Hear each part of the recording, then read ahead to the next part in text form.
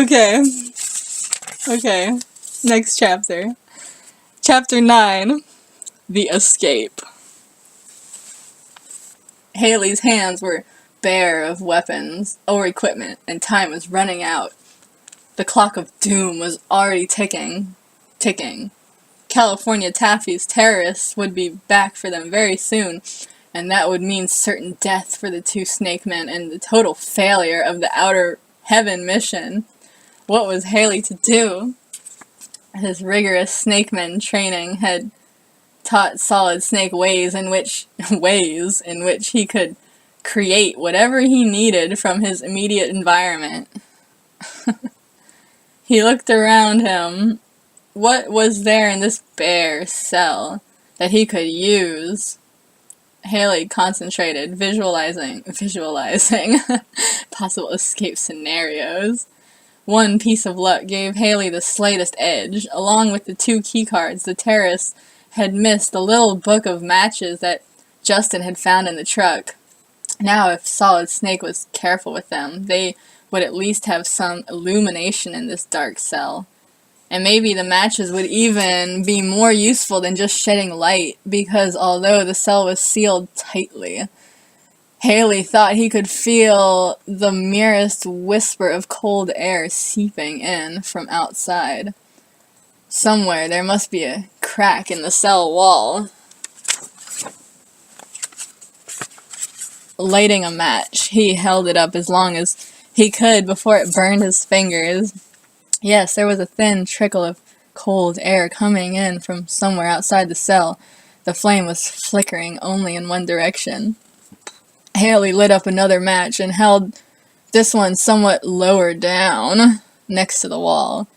The little match head of fire told him that air was flowing from that direction, with the third match burning. Solid Snake got down on his hands and knees and looked intently. He had to find the airflow before he used the book of matches up completely. Before the match burned out, Haley's hands found a small gust of air, and his eyes detected the beginnings of a crack in the wall, very close to the floor.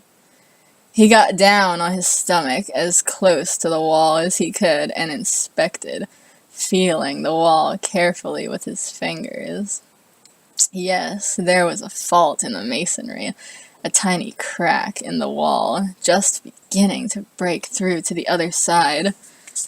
Now, if he could only locate the weakest point in the fault.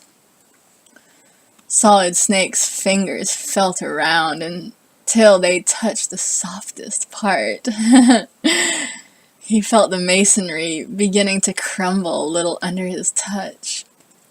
Satisfied, Justin Haley sat back on his haunches. "Hold tight, Gray Fox," he said. "Keep it together. And don't go dying on me now.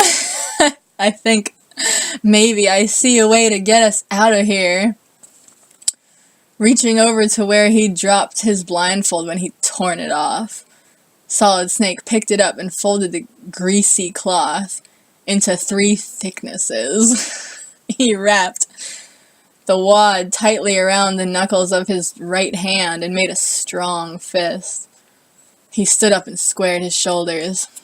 Then, taking a deep breath and letting it out again in a tiger's roar, Haley ran towards the wall at top speed. At the last moment, he dropped down and aimed a karate punch with his wrapped fist straight at the center of the crack in the masonry, in the very heart of his weakest spot.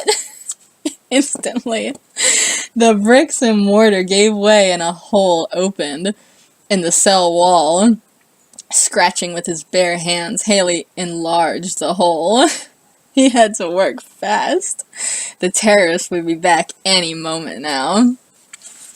At last, the hole was large enough for a man to pass through.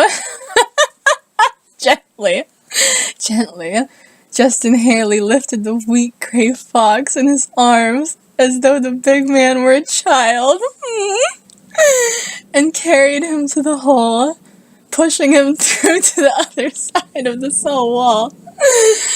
Then Solid Snake squeezed through the hole and stood up, brushing mortar and brick dust off his camos.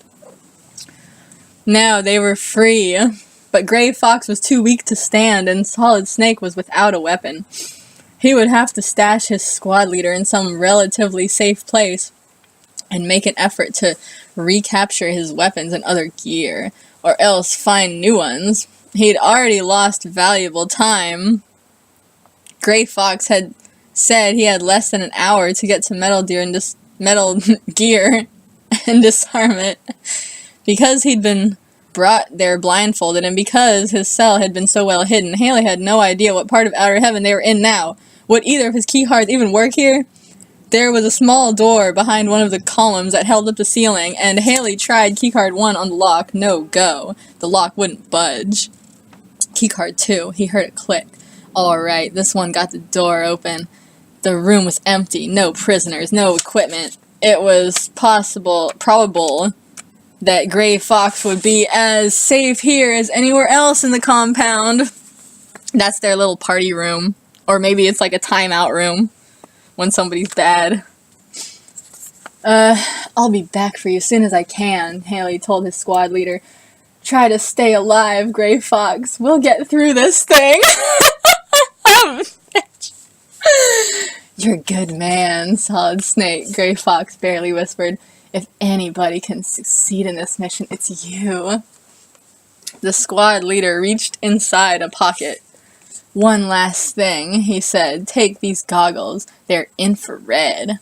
There are laser traps on some of the floors. You can see them with these goggles. Solid Snake left Gray Fox laying on the floor of the room and closed the door behind him, making a mental note of the layout so that he could find his squad leader later, if there was a later, without even knowing which level he was on or in what building. Justin Haley resumed his search of Outer Heaven, still looking for the radio, for a weapon, and for clues to Metal Gear. Okay.